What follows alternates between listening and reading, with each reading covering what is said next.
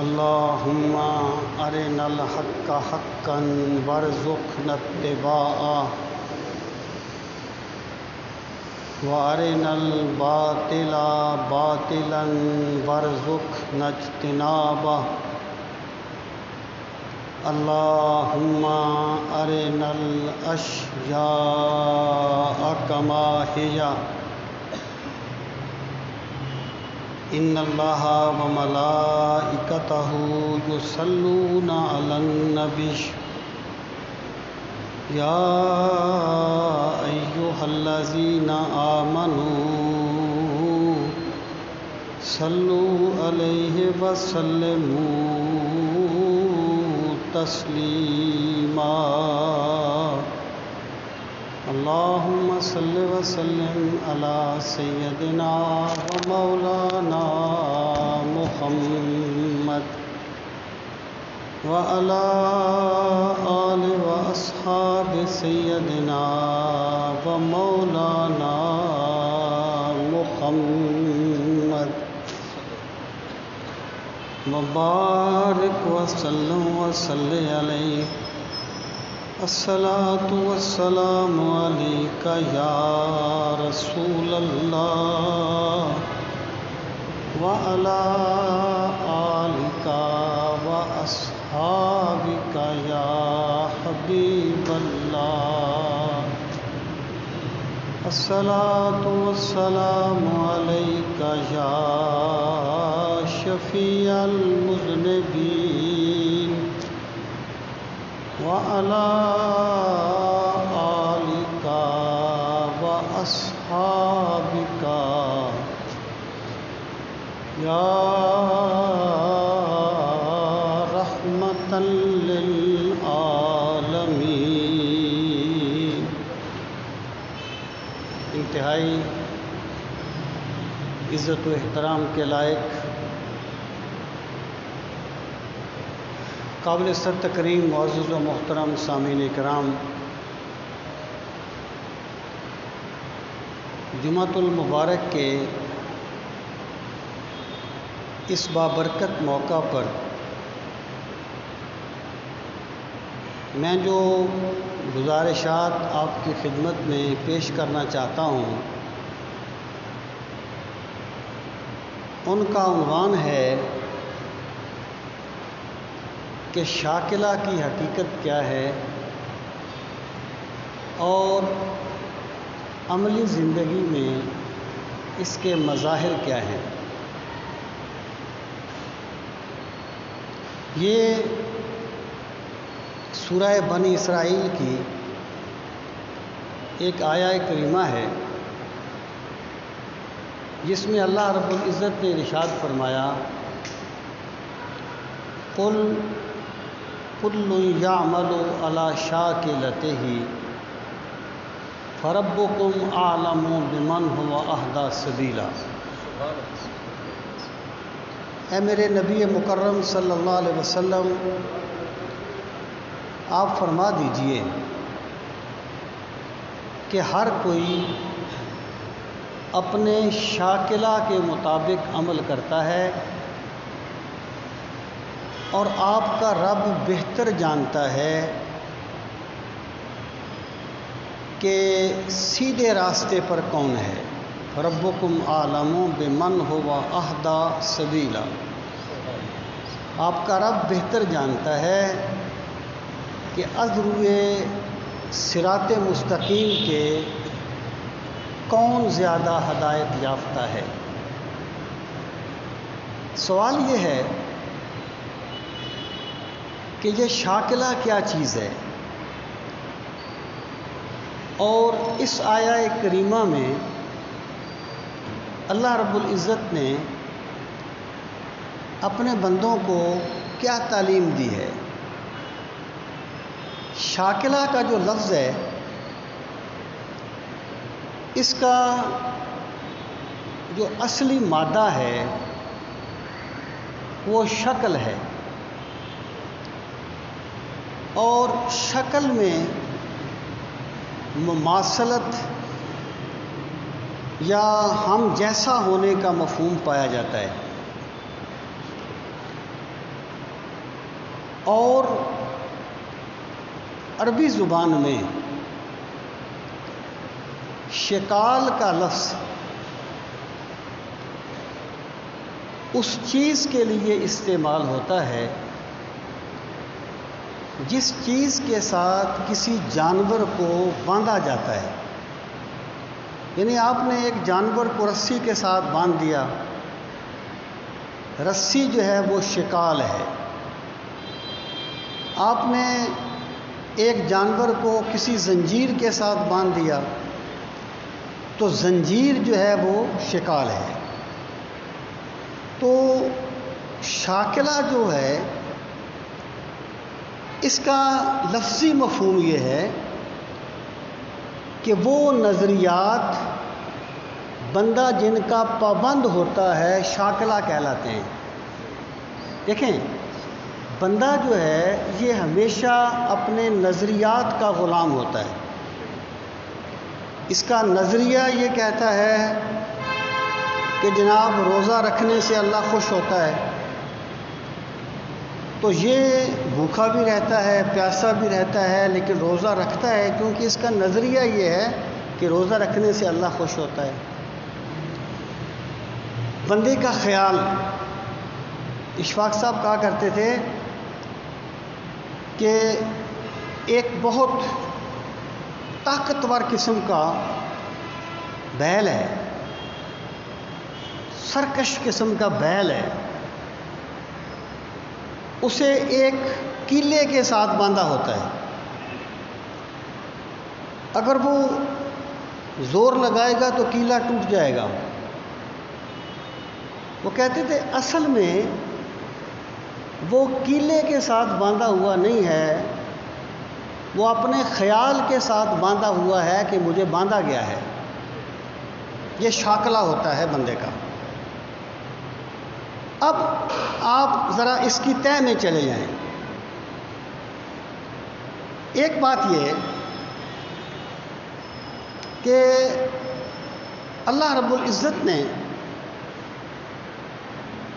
انسان کو اس ساخت پر پیدا فرمایا، اس سوچ پر پیدا فرمایا اور اس ماحول میں پیدا فرمایا کہ بندے پر، اس کی سوچ پر، اس کے خیالات پر، اس کے نظریات پر بہت زیادہ چیزیں اثر انداز ہوتی ہیں. یعنی بندہ اتنے خولوں میں بند ہوتا ہے کہ جس کا بندہ تصور نہیں کر سکتا.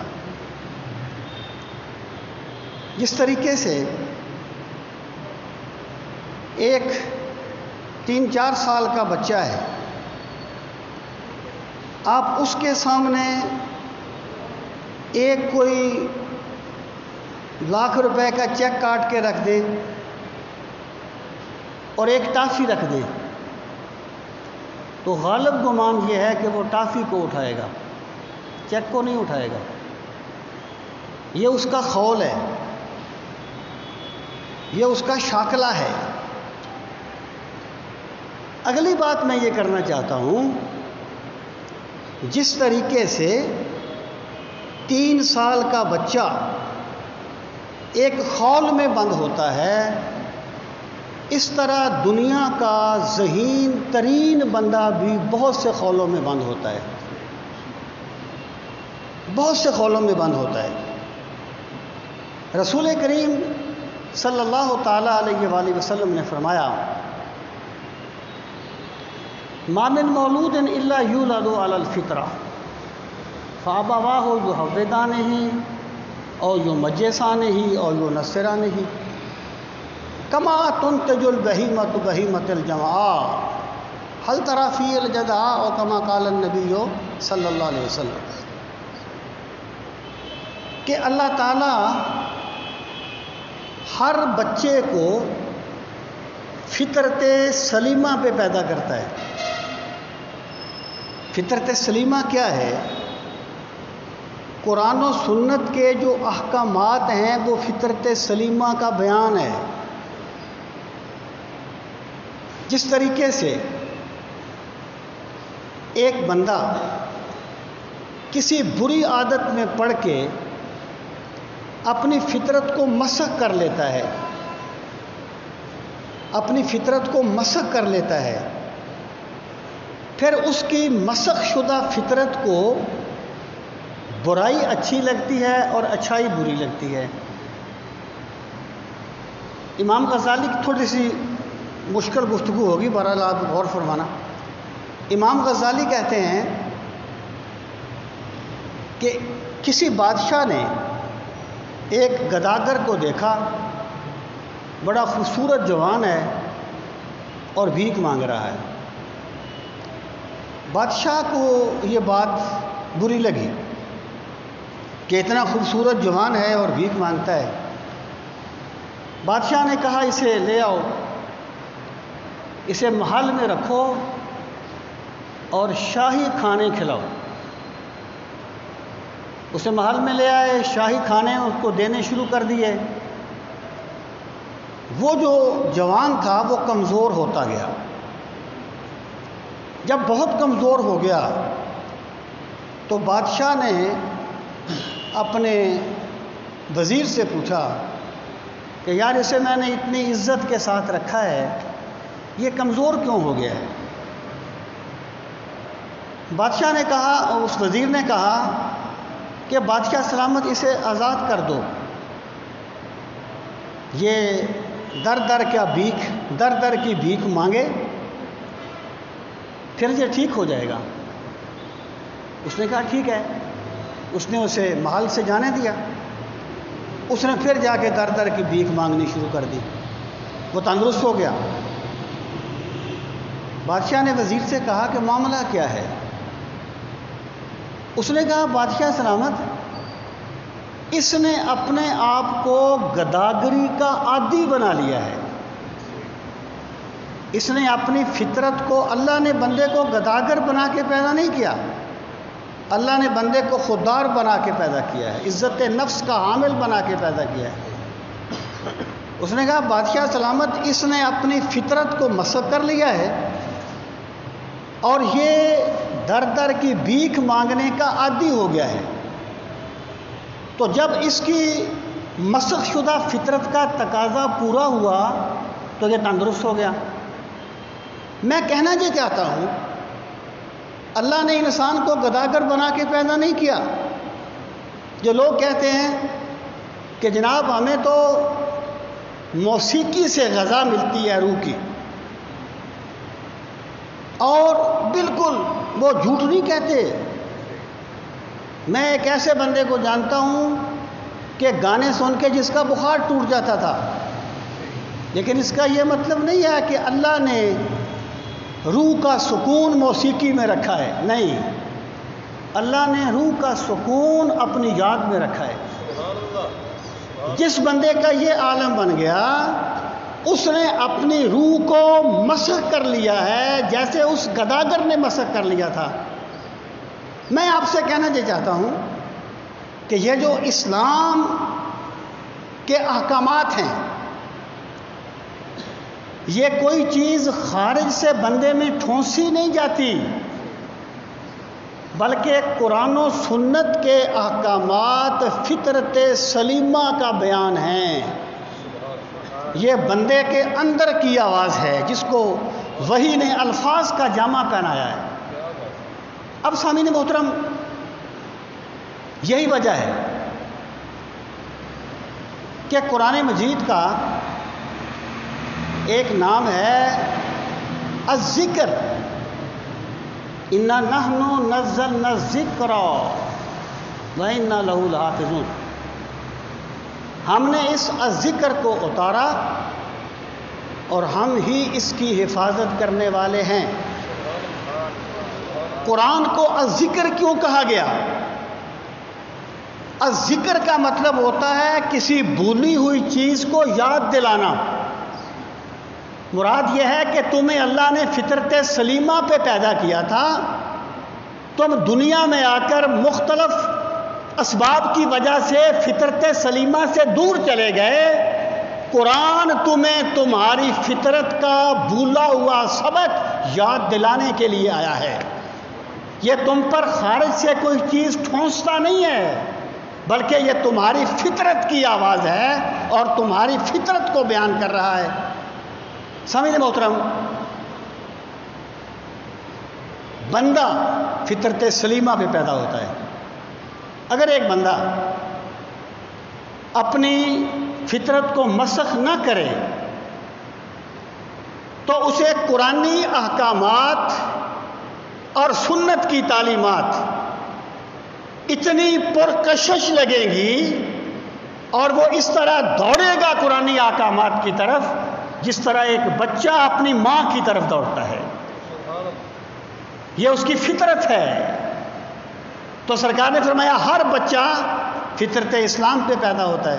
اب میں شاکلہ عرض کرنے لگا ہوں، پھر کیا ہوتا ہے؟ فَأَبَوَاهُ يُحَوِّدَانِهِ اور يُمَجِّسَانِهِ اور يُنَصِّرَانِهِ، پھر اس کے والدین۔ اب والدین سے مراد اس کے والدین بھی ہیں، اس کا نظام تعلیم بھی ہے، اس کے دوست احباب بھی ہیں، اس کا وہ دائرہ بھی ہے، یہاں وہ رہتا ہے۔ اس کے والدین اسے یہودی بنا لیتے ہیں یا اسے مجوسی بنا لیتے ہیں یا اسے عیسائی بنا لیتے ہیں۔ وہ پیدا یہودیت پہ نہیں ہوا تھا، پیدا نصرانیت پہ نہیں ہوا تھا، پیدا ہندو مت پہ نہیں ہوا تھا، پیدا فطرت سلیمہ پہ ہوا تھا جس کا بیان قرآن اور سنت ہے۔ تو وہ بچہ جو فطرت سلیمہ پر پیدا ہوا اور پھر ایک ماحول کی وجہ سے وہ یہودی عیسائی نیک بد بن گیا، اس کے اس ماحول کو اس کا شاکلہ کہا جائے گا، اس کا شاکلہ کہا جائے گا۔ اللہ پاک نے فرمایا قُلْ كُلٌّ يَعْمَلُ عَلَىٰ شَاكِلَتِهِ، آپ فرمائیے ہر بندہ اپنے اپنے شاکلہ پر جی رہا ہے۔ مراد کیا ہے؟ مراد یہ ہے، ایک اور مقام پر فرمایا قرآن مجید نے كُلُّ حِزْبٍ بِمَا لَدَيْهِمْ فَرِحُونَ، ہر بندہ اسی پر خوش ہے جو اس کے پاس ہے۔ بندے کے پاس جو کچھ ہے اسی پر نازا ہے، اسی پر خوش ہے۔ مطلب کیا ہو گیا کہ بندے کی سوچ ڈیولپ ہونے میں اس کا شاکلہ بڑا بنیادی کردار ادا کرتا ہے۔ اور سامعین محترم، میں یہاں پر یہ وضاحت کر دوں کہ شاکلہ کا دائرہ نصوص نہیں ہے، شاکلہ کا دائرہ استدلال ہے۔ یعنی شاکلہ تو ہر بندہ اپنے خول میں جیتا ہے، لیکن جن چیزوں پر قرآن مجید نے وضاحت کر دی اور رسول کریم علیہ الصلاۃ والسلام نے جن کی وضاحت کر دی، اس کا تعلق شاکلہ کے ساتھ نہیں ہوگا، اس کا تعلق وحی کے ساتھ ہوگا۔ میری مراد استدلال یا بندے کا خود کوشش کر کے کسی غیر منصوص چیز کو سمجھنا ہے۔ سامعین محترم، یہ بات میں اس لیے کہہ رہا ہوں کہ اسلامی مذاہب کی تاریخ میں ایک فرقہ گزرا ہے سوفسطائیہ۔ سوفسطائیہ یہ کہتے ہیں کہ کسی چیز کی کوئی حقیقت نہیں ہے، یہ سب ہمارا وہم ہے۔ جیسے ایک پاگل ہے، پاگل بھاگتا ہے، نہ جانے وہ کیا سمجھتا ہے کہ میرے پیچھے کون لگا ہوا ہے، حالانکہ وہ پیچھے لگا ہوتا ہے لوگوں کو، بھاگتا ہے، اس کا خیال ہے نا۔ وہ کہتے ہیں اس طرح کسی چیز کی حقیقت نہیں ہے، یہ لوگوں کا وہم ہے۔ اسلام یہ نہیں کہتا۔ اللہ تعالیٰ نے انسان کو در در کی ٹھوکریں کھانے کے لیے نہیں بھیجا، اللہ تعالیٰ نے انسان کو بھیج کے اس کی کامل رہنمائی کا اہتمام کیا ہے وحی کے ذریعے سے۔ اور اللہ تعالیٰ کا یہ نظام اتنا مضبوط ہے کہ پہلے انسان جو اس دنیا میں آئے وہ حضرت آدم ہیں، اور حضرت آدم اللہ تعالیٰ کے پیغمبر ہیں، اللہ تعالیٰ کے پیغمبر ہیں، رسول ہیں۔ اس کا مطلب یہ ہو گیا کہ لوگوں نے گمراہ بعد میں ہونا تھا، اللہ نے ہدایت کا سامان پہلے کر دیا ہے۔ اللہ تعالیٰ نے انسان کو اس طریقے سے پیدا نہیں کیا۔ یہ جو کل یعمل علی شاکلتہ ہے، اس کا عملی زندگی میں اظہار کیسے ہوگا؟ عملی زندگی میں اظہار اس طرح ہوگا کہ ایک بات میں نے سمجھی، میں نے استدلال کیا، میں نے سوچا، میں نے ایک چیز سمجھی، ایک بات آپ نے سمجھی، کسی نے اور نے سمجھی، تو مجھے اپنی سوچی ہوئی بات کو وحی کا درجہ نہیں دینا چاہیے۔ میں یہ کہوں کہ بھائی میرے خیال میں یوں ہے، میرا خیال یوں کہتا ہے۔ ایک مرتبہ میرا ایک دوست ہے، وہ ایک اور ادارے کا پڑھا ہوا ہے اور میں ایک اور ادارے کا پڑھا ہوا ہوں۔ ایک دانشور نے کہا تھا کہ کسی بھی تحریک کا جو سربراہ ہوتا ہے نا، اس کی تمام تحریک میں غیر شعوری طور پر اس کا عکس نظر آتا ہے، اس کا عکس نظر آتا ہے۔ یعنی جس تحریک، آپ کسی بھی تحریک کے بانی کو دیکھ لیں، اس کی تحریک کو دیکھ لیں، آپ میری بات کو اچھی طرح سمجھیں گے۔ تو یہ جو بندے کا مزاج بنتا ہے، یہ اس شاکلہ کی وجہ سے بنتا ہے جس میں ایک بندہ اس طریقے سے رہتا ہے۔ اب ہمارا پوائنٹ آف ویو مختلف تھا، نقطہ نظر مختلف تھا، اس کے مزاج میں کافی شدت تھی بعض مسائل میں، اور میرے مزاج میں ان کے بارے میں اتنی شدت نہیں تھی، تو وہ مجھ سے کچھ زیادہ غصے میں بولنے لگا۔ میں نے اسے کہا کہ بھائی مجھے ایک بات بتائیں، جہاں تم پڑھے ہو، اگر وہاں میں پڑھا ہوتا اور جہاں میں پڑھا ہوں وہاں تم پڑھے ہوتے، تو تم کیا کہتے اور میں کیا کہتا؟ کہتا ہے یار جو تو کہتا ہے وہ میں کہتا ہے، جو میں کہتا ہوں وہ تو کہتا ہے۔ کہ اگر ہم یہ بات سمجھ لیں نا کہ جو کچھ میں نے کہا یہ میرے نزدیک صحیح ہے، حقیقت میرے رب کے پاس ہے، میرے نزدیک یہ بندہ غلط ہے لیکن حقیقت میرے رب کے پاس ہے، میں اپنی سوچ کے مطابق جواب دینے کا پابند ہوں۔ یہی وجہ ہے کہ اسلام میں مطلق اور غیر مشروط اطاعت صرف اللہ تعالیٰ کی ہے اور رسول کریم صلی اللہ تعالیٰ علیہ وآلہ وسلم کی ہے، کیونکہ ان کا معاملہ شاکلہ پر مبنی نہیں ہے۔ یہ جو فلسفی تھے نا، جب بندہ ساری بنیاد عقل پر ہی رکھ لے نا، پھر بڑی خرابیاں آتی ہیں۔ عقل کی ایک اہمیت ہے، میں آگے جا کے عرض کروں گا، لیکن اقبال نے کہا تھا عقل کو تنقید سے فرصت نہیں، عشق پر اعمال کی بنیاد رکھ۔ یہ جو بیڑے پار ہوتے ہیں نا، یہ عشق سے ہوتے ہیں۔ تو میں آپ سے یہ عرض کر رہا تھا کہ اس لیے اللہ تعالیٰ نے فرمایا کہ غیر مشروط اطاعت صرف اللہ تعالیٰ کی ہے اور اللہ تعالیٰ کے رسول کی ہے صلی اللہ علیہ وسلم۔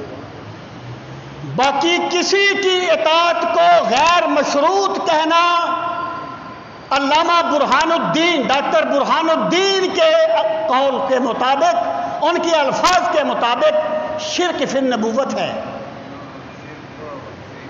جیسے توحید میں شرک ہوتا ہے نا، ویسے نبوت میں بھی شرک ہوتا ہے۔ حضرت امام شافعی نے رسول کریم صلی اللہ تعالیٰ علیہ وآلہ وسلم کے روضہ پاک کی طرف دیکھا اور فرمایا اس صاحب مزار کی ہر بات مانی جائے گی،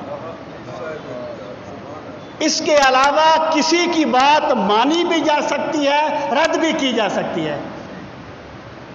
سامعین محترم، میں ادھر آگے نہیں جانا چاہتا، بہت اور طرف نکل جائے گی۔ میں کہنا یہ چاہتا ہوں کہ اللہ تعالیٰ نے جو اس چیز کو بیان فرمایا نا، اس کا مطلب یہ ہے کہ لوگوں، پہلی بات تو یہ ہے کہ جب آپ کا ایک بندے سے شدید اختلاف ہو، پوائنٹ آف ویو کا اختلاف ہو،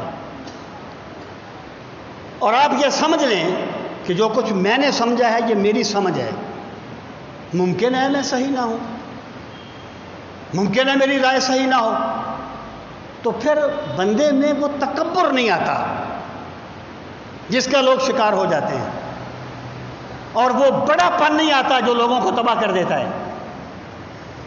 بندہ یہ سمجھے کہ میں نے یہ سمجھا، یہ میری رائے ہے، باقی حقیقت حال اللہ تعالیٰ بہتر جانتا ہے۔ ہمارے جو مفتیان اعظام ہوتے ہیں نا، جب ان سے کوئی فتویٰ پوچھا جاتا ہے، یہ پہلے فتوے کا جواب دیتے ہیں دلائل سے، اور پھر کہتے ہیں ھذا ما عندی واللہ تعالیٰ عالم بالصواب، یہ وہ ہے جو میں نے سمجھا ہے اور بہتر اللہ تعالیٰ ہی جانتا ہے، بہتر اللہ تعالیٰ ہی جانتا ہے۔ یہ عملی زندگی میں شاکلہ کا پہلا مظہر ہے۔ پہلی بات یہ کہ شاکلہ کی مطلق اقتدا نہیں ہوگی، کیونکہ پیغمبر کی بنیاد شاکلہ نہیں، وہی ہوتا ہے، وہی ہوتی ہے۔ اور جو بندہ شاکلہ میں جیتا ہے، آج کچھ کہتا ہے کل کچھ کہتا ہے، یہ لطیفہ نہیں ہے، بالکل سچی بات ہے۔ میں جب قرآن کریم پہ کام کر رہا تھا تو میں یہ چاہتا تھا کہ یہ جو لوگ ہیں جنہیں جو اپنے آپ کو اہل قرآن کہتے ہیں، ایکچولی وہ منکرین حدیث ہیں، اور وہی کبھی ناسبی بن جاتے ہیں، کبھی کچھ۔ جب مرکز کمزور ہو جائے تو پھر بندہ کدھر بھی جا سکتا ہے۔ میں چاہتا تھا کہ ان کا پوائنٹ آف ویو میں جانوں کہ یہ کیا کہتے ہیں۔ تو ایک بندے سے ایک بندے نے بات کروائی، کہنے لگا کہ جناب پہلے میں بریلوی تھا، پھر میں نے یہ سمجھا کہ بریلوی مذہب صحیح نہیں ہے، میں دیوبندی ہو گیا، پھر میں یہ سمجھا کہ دیوبندی صحیح نہیں ہے، پھر میں اہل حدیث ہو گیا، پھر میں نے سمجھا اہل حدیث بھی صحیح نہیں ہے۔ نہ پہلے وہ شیعہ تھا، پہلے شیعہ تھا، پھر اہل حدیث ہوا، پھر قادیانی ہو گیا۔ کہتا ہے الحمدللہ اب میں نے حق کو پا لیا ہے، اب میں نماز نہیں پڑھتا، کیونکہ قرآن میں کہیں نہیں کہا گیا تم نماز پڑھو۔ او بھائی شاکلہ تو یہ ہوتا ہے، اور بندہ کوئی کند ذہن نہیں تھا۔ ہدایت ذہانت سے نہیں، طلب صادق سے ملتی ہے۔ جو بھٹکتے ہیں وہ ذہین ہوتے ہیں، کند ذہن تو سوچتے ہی نہیں ہیں۔ تو پہلی بات یہ کہ پیروی وحی کی ہوگی، مطلق پیروی کی بات کر رہا ہوں، شاکلہ پر بنیاد نہیں رکھی جائے گی۔ اور دوسری بات یہ کہ بندے نے جو بات سمجھی ہے، بندہ یہ سمجھ لے کہ یہ میری رائے ہے، جس میں غلطی کا امکان بھی ہے اور میرے نزدیک یہ درست ہے۔ کہ جو ائمہ کے اختلاف ہیں ان کے بارے میں یہی کہتے ہیں وہ کہ جو میری رائے ہے یہ خطا کا احتمال رکھتی ہے لیکن صحیح ہے، اور دوسرے کی رائے صحیح کا احتمال رکھتی ہے لیکن غلط ہے، میرے نزدیک غلط ہے۔ سامعین محترم، کل یعمل علی شاکلتہ کا پہلا پوائنٹ یہ ہے۔ دوسرا پوائنٹ کیا ہے کہ ہر کوئی اپنی ساخت کے مطابق چلتا ہے۔ اس کا مطلب کیا ہے؟ ایک برا ہے، برائی کرتا ہے، وہ اپنے برے راستے میں لگا رہتا ہے۔ ایک اچھائی کرتا ہے، وہ اچھائی کے راستے میں لگا رہتا ہے۔ ایک بندہ چور ہے، وہ چوری پہ لگا رہتا ہے۔ ایک سخی ہے، وہ سخاوت میں لگا رہتا ہے۔ یعنی جس طریقے سے آپ کسی بندے سے اس کی سانس نہیں چھین سکتے. بندہ ہوگا تو سانس ہوگی. جس طریقے سے آپ کسی بندے سے اس کی سانس نہیں چھین سکتے، اس طرح کسی بندے سے اس کا شاکلہ بھی نہیں چھین سکتے. اب اس کا مطلب کیا ہوا؟ مطلب یہ ہوا کہ ایک بندہ نکلا نیکی کا پیغام بلند کرنے کے لیے کہ میں خیر کا یہ کام کرتا ہوں. اس کا خیال تو یہ تھا کہ جب میں خیر کا نام بلند کروں گا تو لوگ میرے ہاتھ چومیں گے، لوگ میرا بڑا احترام کریں گے. لیکن لوگ تو بڑے بادشاہ ہیں، یہ تو نبیوں کو پتھر مار دیتے ہیں. محسن نقوی نے کہا تھا کہ مخلوق تو فنکار ہے اس درجہ کے پل میں، مخلوق تو فنکار ہے اس درجہ کے پل میں، سنگے در کعبہ سے بھی اصنام تراشے. تو کون ہے اور کیا ہے تیرا داغ کبابی، دنیا نے تو مریم پہ بھی الزام تراشے. یہ تو الزام لگاتے ہیں. بندہ چلا، اس نے سوچا کہ رسپانس اچھا نہیں ملا، اس نے خیر کا راستہ چھوڑ دیا. تو خیر اس کی فطرت نہیں تھی، اس کا کاروبار تھا. خیر اس کا شاکلہ نہیں تھا، اس کا کاروبار تھا. اگر خیر واقعی اس کا شاکلہ ہوتی تو جس طرح ایک بندہ اپنے سانس سے جدا نہیں ہوتا زندہ بندہ، اس طرح وہ بندہ کبھی خیر کا راستہ نہ چھوڑتا. سامعین محترم، مطلب یہ ہے کہ کل یعمل علی شاکلتہ. کیا لوگوں، جب بت پرست اپنے بتوں کی محبت میں ہمت نہیں ہارتے تو تم اللہ کی محبت میں ہمت کیوں ہارتے ہو؟ جب ایک برا اتنا تان برداشت کرتا ہے، اتنی تنقید سہتا ہے، اتنی مارے کھا لیتا ہے، برائی کا راستہ نہیں چھوڑتا، تو اچھائی والے اچھائی کا راستہ کیوں چھوڑ دیتے ہیں؟ اگر اچھائی کاروبار نہ ہو، شاکلہ ہو، فطرت ہو، تو بندے کا سایہ بھی ساتھ چھوڑ جائے، بندہ اس خیر سے پیچھے نہیں ہٹتا. شاکلہ جو ہوتا ہے نا، دیکھیں ایک بندہ سخی ہے، کیا وہ سخاوت صرف امیری میں کرے گا؟ وہ امیر ہوگا پھر بھی سخاوت کرے گا، غریب ہوگا پھر بھی سخاوت کرے گا، کیونکہ سخاوت اس کا شاکلہ ہے. اگر ایک بندہ اچھائی کا حقیقی سفیر ہے تو وہ لوگوں کے رویوں کی پرواہ نہیں کرتا، وہ لوگوں کا رسپانس نہیں دیکھتا، وہ لوگوں کی داد کی پرواہ نہیں کرتا. وہ یہ سمجھتا ہے کہ میں نے اللہ کے بندوں کو حق کا راستہ دکھانا ہے اور میں دکھاتا رہوں گا. حضرت نوح علیہ السلام کو کوئی 950 سال وہ لوگوں کو دعوت دیتے رہے، 900 سال تبلیغ کرتے رہے، لوگ نہیں مانے. چلو نہ ماننا بھی کوئی ایسی عجیب بات نہیں ہے، لوگ نہیں مانتے. کرتے کیا تھے؟ تان و تشریح تو الگ بات ہے،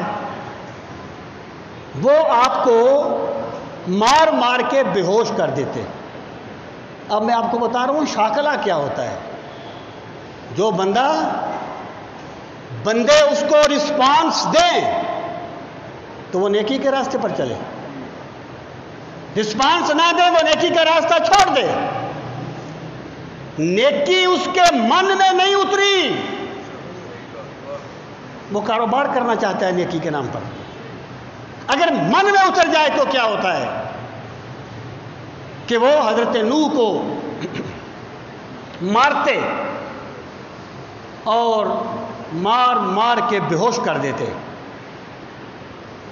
ایک چمڑی میں لپیٹ کر، کھال میں لپیٹ کر اپنے خیال میں مردہ سمجھ کے پھینک کے چلے جاتے. جب حضرت نوح کو ہوش آتا پھر کہتے اللہم اہد قومی فانہم لا یعلمون. اے اللہ میری قوم کو ہدایت دے دے جو مجھے جانتے نہیں ہیں۔ نیکی شاکلہ بن جائے تو کبھی نہیں چھوڑتی۔ حضرت شیخ عبد القادر جیلانی نے فرمایا تھا کہ اخلاص کی علامت یہ ہے تو لوگوں کے مدح و ذم سے بے نیاز ہو جا۔ اگر تو ایک کام کو اچھائی کا کام سمجھ رہا ہے تو لوگوں کے رویوں سے بے نیاز ہو جا۔ تو نے لوگوں کی رضا نہیں چاہنی، اللہ کی رضا چاہنی ہے۔ تو اللہ کی رضا کا طالب بن۔ اس میں ایک پیغام ہے کہ نیکی کا نام لینے والوں، آئے اپنے آپ کو دین سیکھنے والوں، آئے اپنے آپ کو اچھائی کے راستے پر چلنے والا کہنے والوں، جب برے لوگ حالات سے گھبرا کر برائی نہیں چھوڑتے تو تم حالات سے گھبرا کے اچھائی کیوں چھوڑ دیتے ہو؟ پھر مجھے وہ میاں عبدالرشید کی بات یاد آئی۔ میاں عبدالرشید صاحب کہا کرتے تھے کہ نیکی کے مبلغ زیادہ ہوتے ہیں، نیکی کی طرف بلانے والے زیادہ ہوتے ہیں اور برائی کی طرف بلانے والے کم ہوتے ہیں۔ ظاہر ہے آپ کو کتنے لوگوں نے کہا ہے کہ چرس پیا کرو، شراب پیا کرو، جبکہ سچ بولا کرو، والدین بھی کہتے ہیں، بہت سب زیادہ ہوتے ہیں۔ میاں صاحب کہا کرتے تھے لیکن برائی کے پھیلانے والے برائی پہ جس طرح استقامت دکھا دیتے ہیں، نیکی کے پھیلانے والے نیکی پر وہ استقامت نہیں دکھاتے۔ اگر ایک برائی کا راستہ نہیں چھوڑتا حالات سے گھبرا کر، تو اچھے کو اچھائی کا راستہ بھی نہیں چھوڑنا چاہیے، کیونکہ کل یعمل علی شاکلتہ، آپ فرما دیجئے ہر بندہ اپنے شاکلہ کے مطابق عمل کرتا ہے، اپنے شاکلہ پر چلتا ہے۔ سامعین محترم،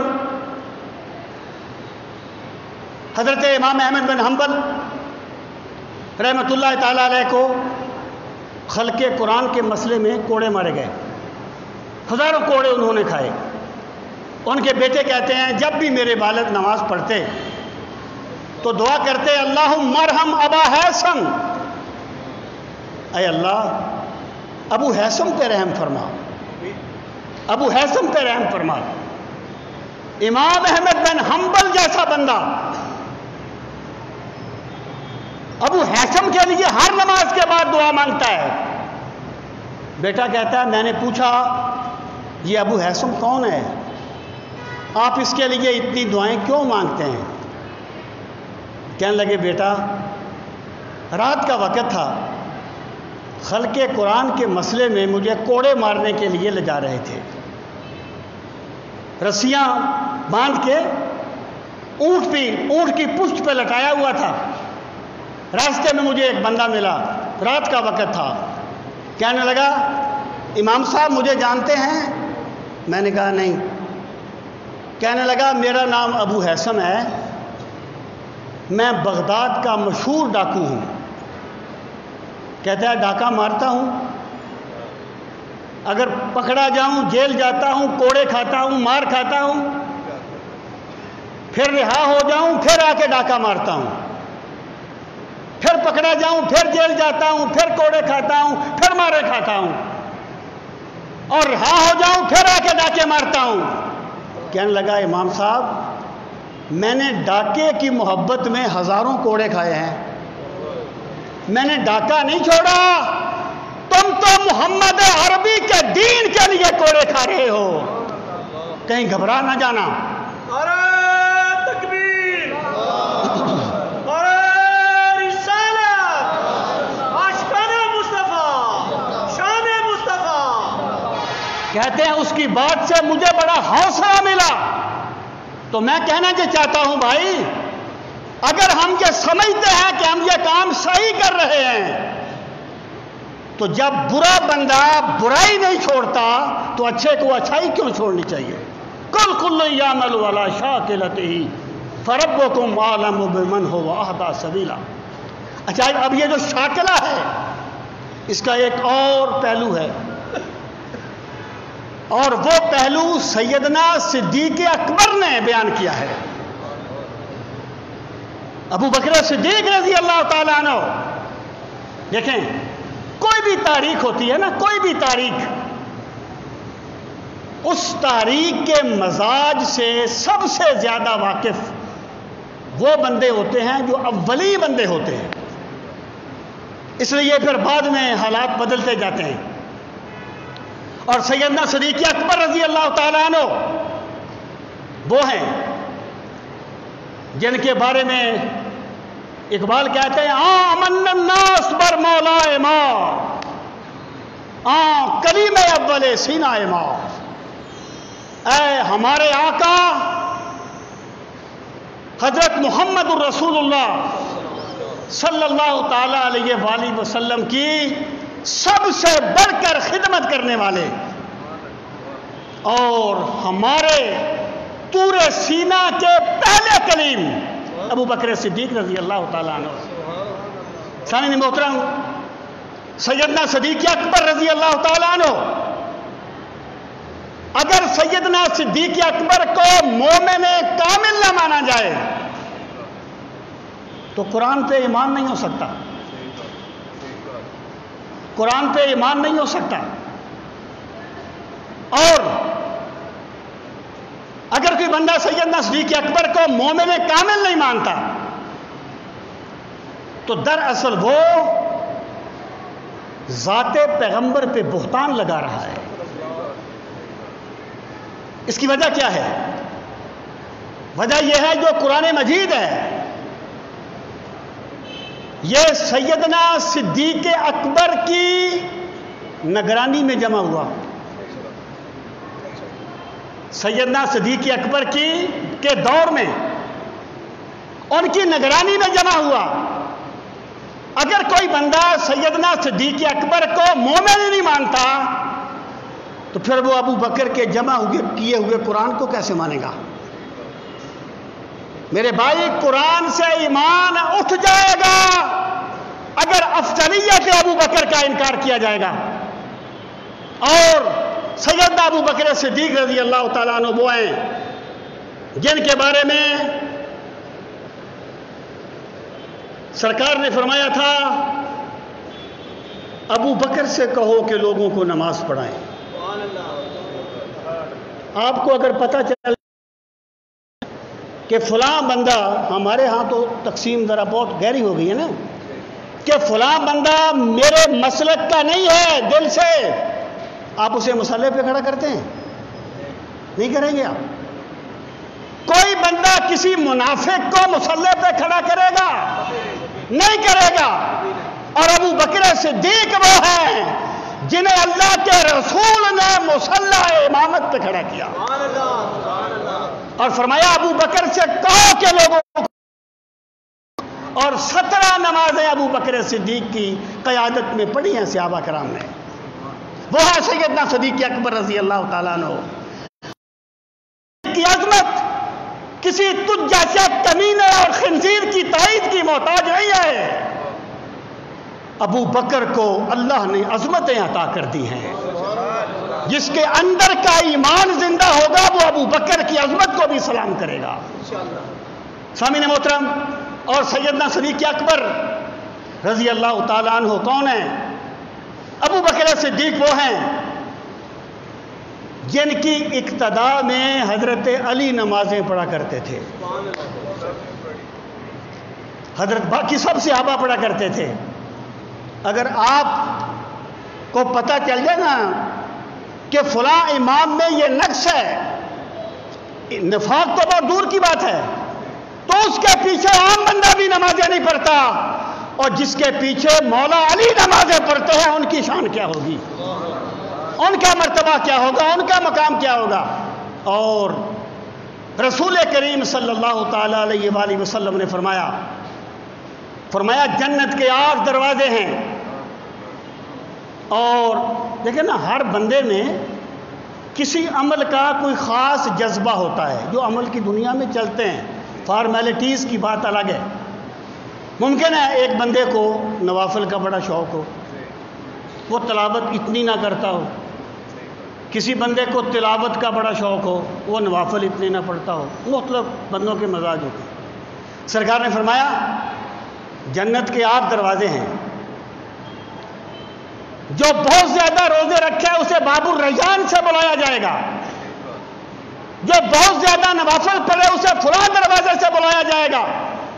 ابو بکر صدیق نے کہا یا رسول اللہ صلی اللہ علیہ وسلم، کوئی ایسا بھی ہے جسے جنت کے 8 دروازوں سے بلایا جائے؟ سرکار نے فرمایا ارجو ان تکون منہم، ابو بکر مجھے یقین ہے تجھے جنت کے سب دروازوں سے بلایا جائے گا۔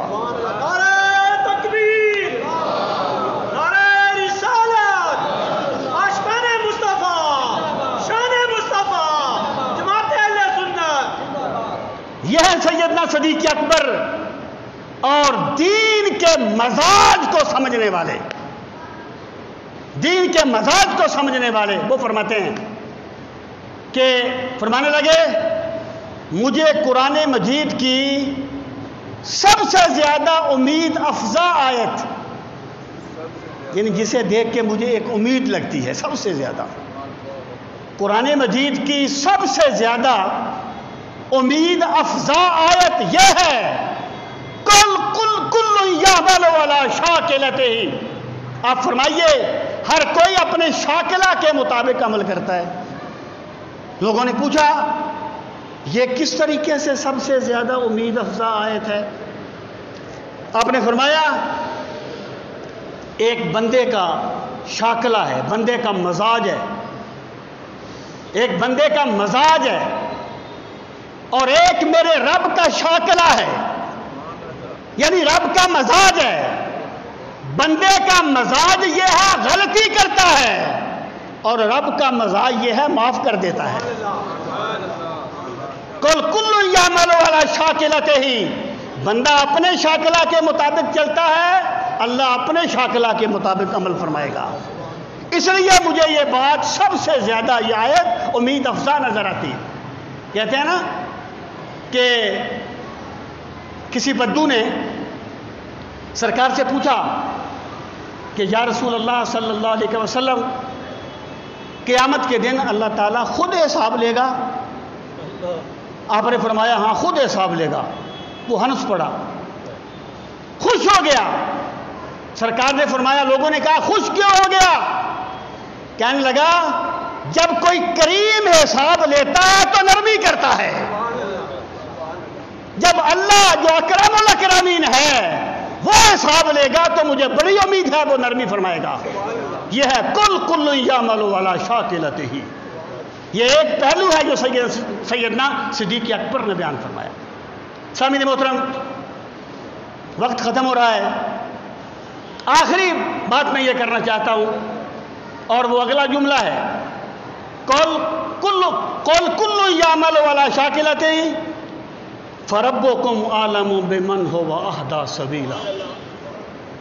آپ فرما دیں ہر کوئی اپنے شاکلہ کے مطابق چلتا ہے اور تمہارا رب ہی بہتر جانتا ہے سیدھے راستے پر کون ہے۔ اس کا مطلب کیا ہے کہ جس بندے نے